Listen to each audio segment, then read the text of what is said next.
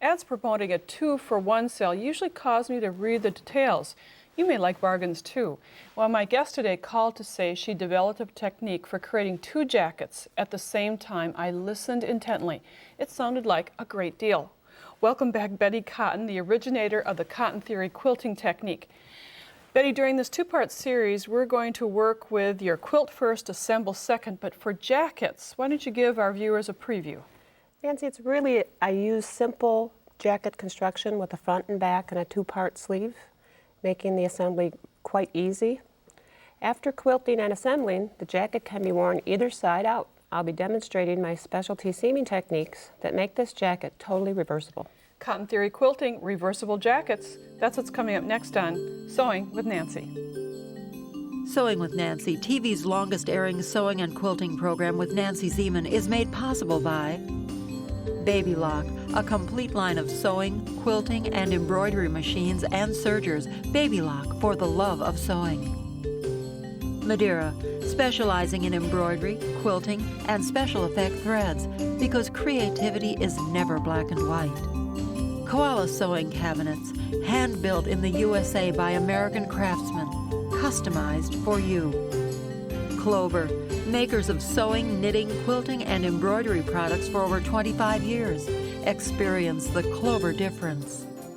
Amazing designs and Class A needles.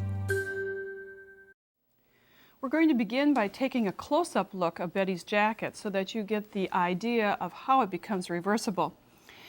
You saw earlier that you had the sage side and the beautiful rust side, but how it's reversible is created by strips that connect the fabrics together. Those are Cotton Theory seam finish, which we'll get into later, which makes it reversible. And Betty, you've been with us before using this technique on bed quilts or table accessories, but it certainly applies to a jacket as well. The key is a simple pattern.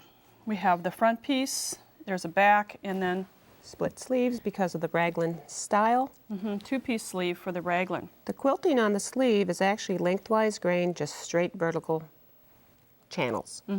On the front as well as the back, I'm actually followed the neckline to a smaller angle, very complementary to the jacket itself, giving you a chevron look. Exactly. So we'll be quilting fabrics together first of all, and then we'll be cutting out the pattern pieces. Let's take a look at the back, because that certainly shows another chevron look, and it's very attractive. A little slenderizing also. We all need that, right? So as we look at this, you'll find that this jacket is a little bit heavier because inside there's a layer batting. Yes. And the batting is in my jacket as well. And let's look at the fabrics that you chose for this jacket. It's easy when you need a contrast color, as you can see on the connectors. It needs to be a sharp one in order to show. You can't go wrong if you choose a color opposite on a color wheel. Red is opposite from green. They're automatically going to look well together. It certainly does. And the extra fabrics you have are for the accents. The connectors as well as the bindings, both front and back sides. And many fabric collections are grouped like this, so you automatically have some great selections to choose from. Now your jacket is a little different that you're wearing. It is. I'm wearing one that's constructed of 2 pieces of flannel, and I've eliminated the batting altogether. We'll take the batting away, and you used a darker and a light, these 2 plus the connector fabrics are some options for them. Yes. So quilting first requires us to cut out big sections of fabric and then pin layers together, and we have a section cut with the batting inside. Just like a quilt, you'd have wrong sides together with the batting in the middle. Sandwich in the middle. The sleeves, let's just discuss the sleeves first, Betty. The sections would be cut large enough to accommodate both sleeves, that you can get both sleeves, and then you would mark a line on the fabric. This would actually start down the middle. Like you saw in the jacket, the quilting followed the grain line of the fabric, so we would just use our ruler and mark down the center after pinning all the layers together. And you'll see that as we get to the sewing machine a little bit, that the layers are pinned. But the most important one to me to learn about is the front and back. Yes, that's not just simple straight. It's simple straight channels. However, we're going to start with a different angle. Okay. So here's the front, and we're going to keep this on the straight of grain. But the neckline is actually going to give me the angle I need to start the quilting. So being an old textile major, I'm going to get this on grain. There you go. Alrighty. And then we'll follow the line. And I'm using chalk. Now if you've ever quilted, and we're going to use a 1-inch width a little bit later, we'll find out that if you start quilting at the one end, it doesn't work as easy. It's ideal if you can get a line into the middle of this fairly large chunk. So a longer ruler here is helpful, so you can get yourself a nice longer starting line. So I'm just aligning one edge of the ruler with the opposite end of the first mark, and then I could keep on marking if I wanted to have just one more for guidance. Yes. So we have the fabrics would be marked, and then if this was marked for the jacket front, left front, then you would do the mirror image marking at the other corner for the opposite side. So you got that chevron look. So all layers would be pinned, marked, and now we're ready to do the quilting. Setting up your machine for quilting is really quite simple. You're going to be attaching a quilting needle. I'm using about a size 80, and since we're working with all cotton fabrics, we're going to be working with cotton threads. You could use a different color thread in the bobbin, Betty, or the top. Easily for reversible projects. And then one more setting would be to put on a walking foot. It helps when working with multiple layers of fabric. And Betty, you can show the setup, how you're using the guide. I've already put the walking foot on. With the quilting guide, I've actually set it 1 inch to the right of my needle. So that's the side I prefer to actually create my channels from. And I'm going to alter a zigzag stitch where I'm going to take the width way down to about 0.5, and the length I'm going to increase to about 3.0, 3.5, and it's going to actually create a wobble. So you will hear us refer to a wobble stitch, and this is the technical name for that little itty-bitty zigzag. It is actually a very forgiving way of quilting or sewing. Put my pressure foot down, and I'm going to actually, I've already sewed 1 row in here. I'm going to follow the guide, creating my 1-inch channel. And this is my angle piece. This one is going to actually be cut out for my front and as well as my back. And you just keep stitching I'm just going to keep going. My little waves will come out with a little press of the iron. Now the wobble stitch that you just created is quick. That's a very quick one, and it isn't as defined. It does the job if you just need to get it done. But if you would like more emphasis to the quilting part, take a close-up look at this jacket. The stitches are very definite, both on both sides, I should say, and they are more definite because there's more thread used in the stitch. It's a triple wobble stitch. Nancy, that's actually quite effective. Let me pull it up here, and that actually triples, but I'm going to create a little different setting and take it to a 1.5 width and a 3.0 length. And I have just a little sample I'd like to show you how distinct this is once I sew it.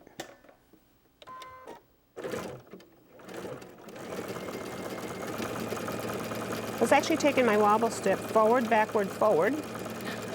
I best remove my pin. And have good thinking time when you're sewing that stitch.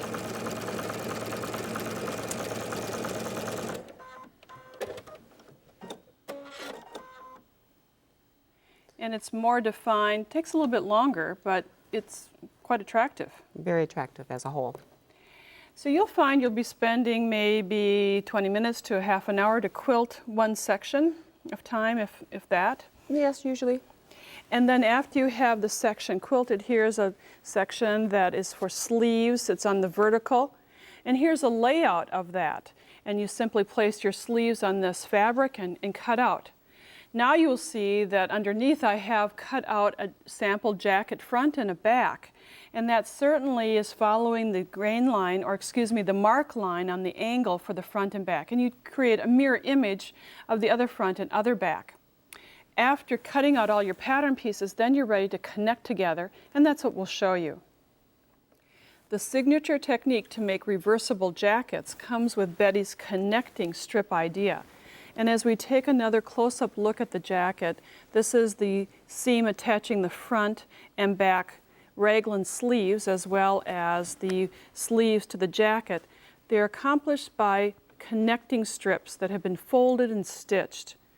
You need to cut these strips on the bias, and you'll see why that's so important. And in order to do that, we're going to cut 21-inch squares of fabric. And the fabric then is going to become the connecting strips. On my board, I have the squares, at least a couple of them. And here's the 21-inch square, and I would fold it in half along the bias, so you can see at a triangular shape. And then you're going to place this on your cutting mat and cut down the middle and make strips that are 2 3/4 inches wide. The strips will be stitched together into a long length of strips, and you'll just seam them together. And after seaming 2 colors, you're going to stack, and here's this first color that has been sewn. You're going to stack one color on top of the other, and you'll have long seams created. And then that wobble stitch that Betty created, you're going to make yards and yards of this connecting bias just by stitching down the center. So down the center you can see perhaps the stitch, it's rather lightweight and it's almost hides away, but that's going to hold those 2 layers together. But now the magic happens, and it's your turn, Betty. With every square that you cut, Nancy, you yield about 4 yards of connector. So with 4 squares, you can just see how much we actually need to construct this jacket. The first thing I'm going to do is actually connect the 2 sleeve backs, and I have some little portions of the upper curve of my raglan sleeve. So what I'm going to actually do is put back sides together, or at this point it would be my insides, and I'm going to actually sew a 1-inch seam. I have a strip here that I've already have sewn. I've sewed my connector, and the importance of having it biased is going to turn those curves nicely. Now 1 inch is a little bit unusual, but not for this technique. Not at all. And you're going to see why in a moment. I'm going to actually press, after it's sewn on, I'm going to press my connectors to the outside. So this is totally flat. It's very important that I see my original seam line. Yes. I started trimming this. I'm going to trim this down to about a 1/4 inch. And that's going to leave this about 3/4 of an inch for me to actually do the folding. And I folded it twice, back to the original seam. I'm going to actually just put a pin in there. Nancy, I didn't hide my seam because that's my guideline to sew on, and I need to see it.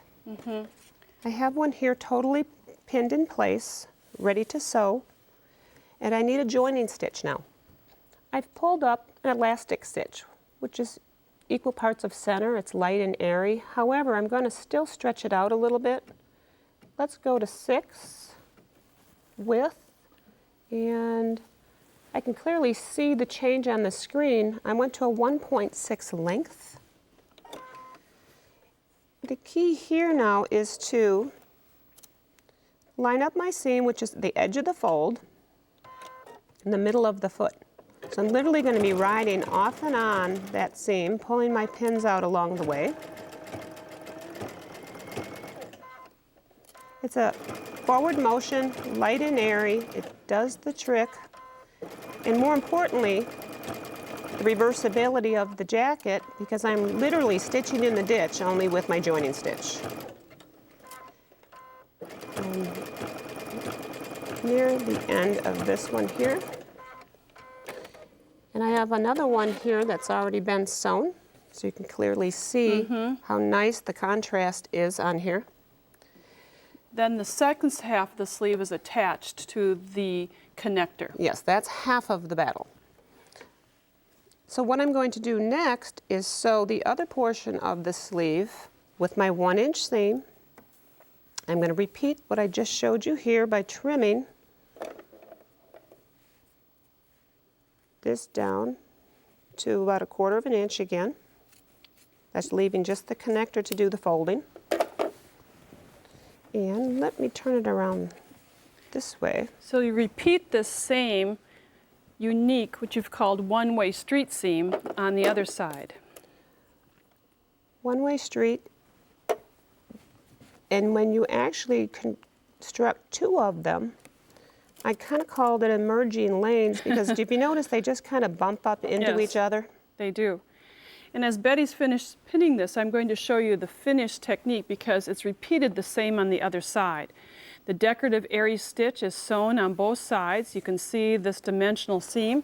And let me show you on the inside how it makes it reversible. It's flat. You see that rust color. And that is how you connect 2 fabric pieces together. Here's a close-up view of the raglan sleeve, the front and back put together. And Betty, on this side, it's dimensional. The seam, and on the other side, it's nice and flat. And the next step would be to attach the front and the back to the sleeve. Yes, I've got a contrast connector here, pinned in place, ready to sew. So once I attach the sleeve to the front as well as the back, I'm going to have half of a jacket. Okay, and this Take is this one out of your way. what it would look like. Now you're going to attach the backs together and the other half of the jacket, but we're just have a half a jacket right now. And as we look on the inside, you can see the changes. But before we talk about the underarm seam, that was always a question. How is Betty going to do this underarm seam? I'd like to show a different change that you did for that seam. You can see that this seam, because you have a tube to work in, you couldn't do any of the sewing as Betty did earlier.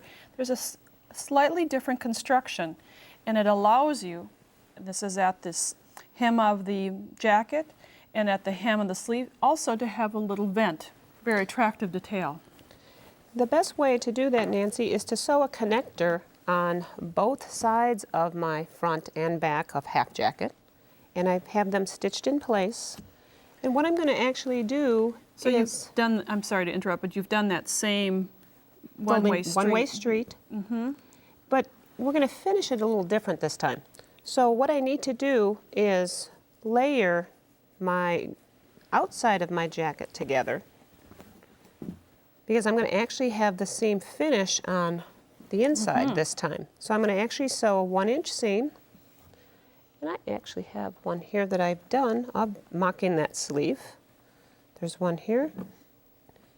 I'm going to put them together, and I've sewed a 1-inch seam.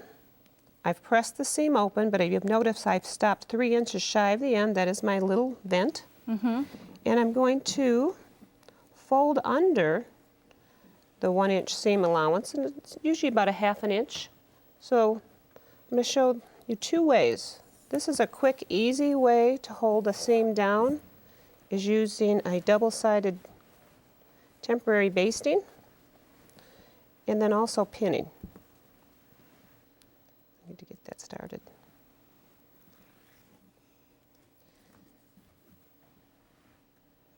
Fold it in half and then And one more time, and we'll have it ready to stitch in place. And this side I can actually pin in place easily. And because it's difficult to get into the armhole area of the sleeve, Betty has recommended that this seam finish, as we see on the jacket, has been hand stitched. So that allows you to have this completely reversible seam of this jacket. Well, in this first program of Cotton Theory reversible jackets, you saw us work with the inner seams and the connecting seams. We still have to do some finishes. That's the outer binding and the hem binding. We'll have that in our second program of this series, but this gives you a start for a great topic.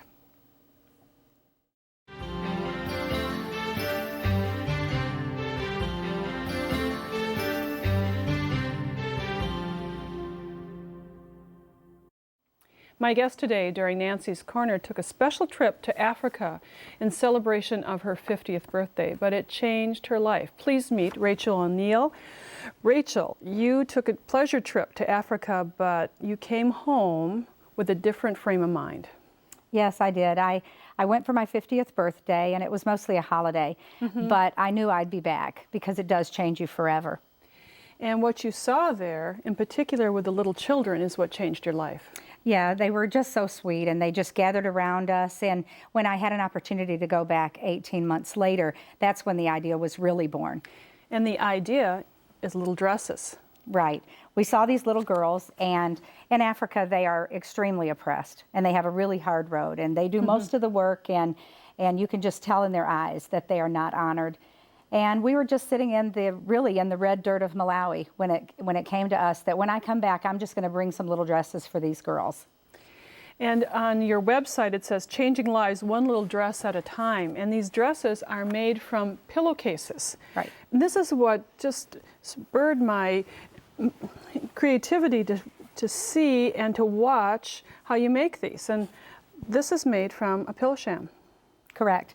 In fact, we were just getting together to make simple dresses, but one of the girls found the pillowcase pattern on the internet, and it just seemed like from that moment on, they just caught on.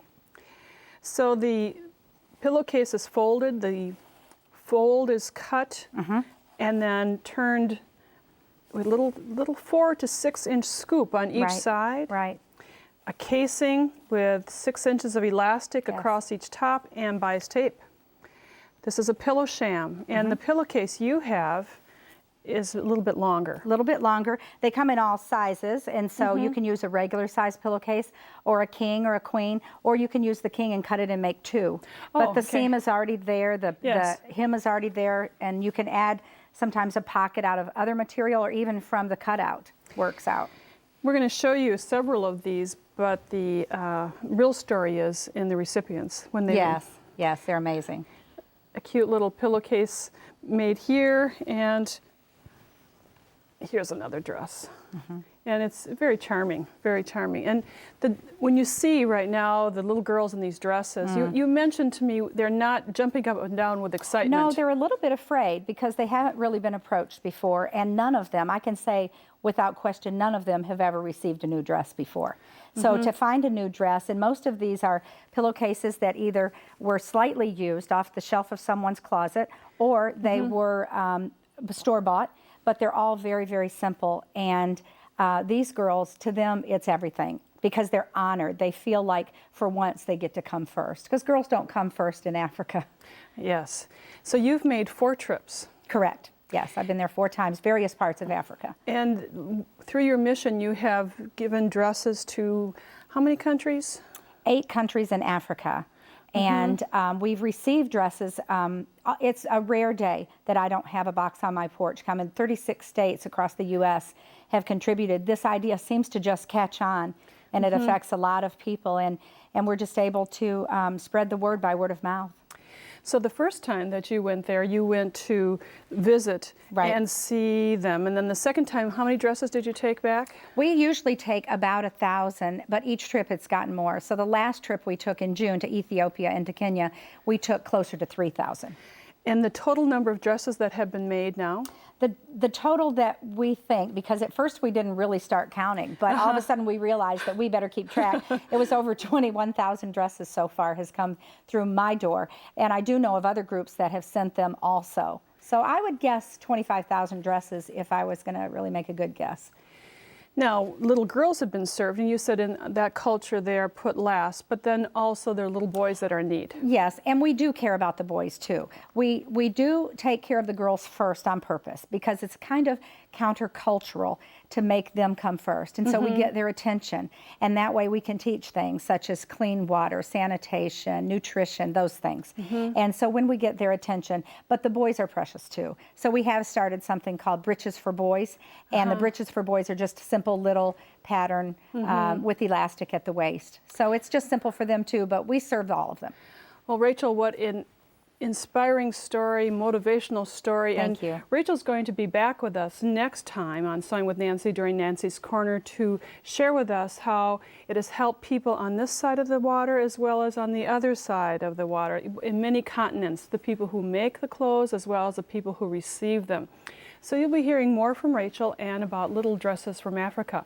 And also next time on Sewing with Nancy, we'll continue with our program on cotton theory quilting, making reversible jackets. Betty Cotton will be back to share with us another idea of working with the jackets. We'll do the finishing techniques of the jacket we started in this program, and then also show you some creative options. Thanks for joining me. Bye for now. Betty Cotton has written a fully illustrated book entitled Cotton Theory Quilting Reversible Jackets, which serves as the reference for this two-part series. It's $15.95 plus shipping and handling. To order the book, which includes the pattern, call 800-336-8373 or visit our website at sewingwithnancy.com/2319. Order item number QY42, Cotton Theory Quilting Reversible Jackets. Credit card orders only. To pay by check or money order, call the number on the screen for details. For more cotton theory quilting techniques, go to sewingwithnancy.com. Sewing with Nancy, TV's longest airing sewing and quilting program with Nancy Zieman, is made possible by Baby Lock, Madeira Threads, Koala Cabinets, Clover, Amazing Designs, and Classe Needles. Closed captioning funding provided by Rowenta.